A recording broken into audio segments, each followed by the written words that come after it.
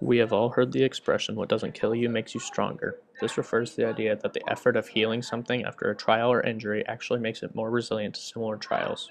This relates to our emotional health as well, especially if you live in an unstable home or have other harmful factors in your life. In order to survive in a hostile environment, you must experience hardships to build resiliency. Under no circumstances will you live in a world where no bad things happen to you. Instead of getting beaten down by these hardships of life, we can strengthen ourselves to cope with these hardships. It could be slightly harmful to a child's development and resiliency if you shelter them from all the bad things in life. If they grow up not having to go through bad things in life, they will be unprepared to deal with extraordinarily extreme hardships that they may face. This concept shouldn't be taken to say that if you want a resilient child, expose them to lots of bad things to make them resilient. Just don't overprotect them from normal life events that help a child develop. There are other ways besides going through hardships to build resilience. You can act more positive than you feel. This will help you cope after trauma and relates to the saying, fake it till you make it. Your outlook on life plays a huge part in getting over traumatic events.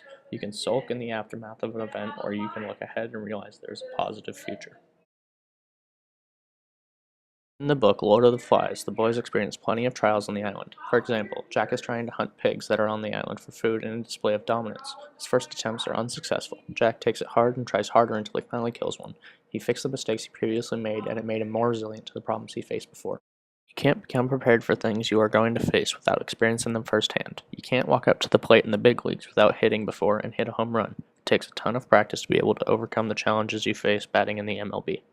In A Thousand Splendid Suns, Miriam and Leela are in a hostile environment. They get beaten regularly by their husband and are in a place where women are heavily neglected. They don't have the same rights that men do. Someone who is accustomed to living the life we live wouldn't last long in this environment. Miriam and Leela have been exposed to this their entire lives. They have built up resiliency to these hardships, and it allows them to survive in Afghanistan. A study by Dr. Michael Carr Gregg states in his words, the greater the individual's exposure to cumulative risk factors, the greater the resiliency the individual will have.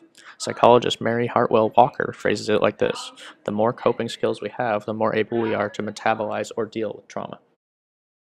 Building resilience is a cyclical process. You are faced with a hardship, you learn and grow from the hardship, then you overcome the hardship.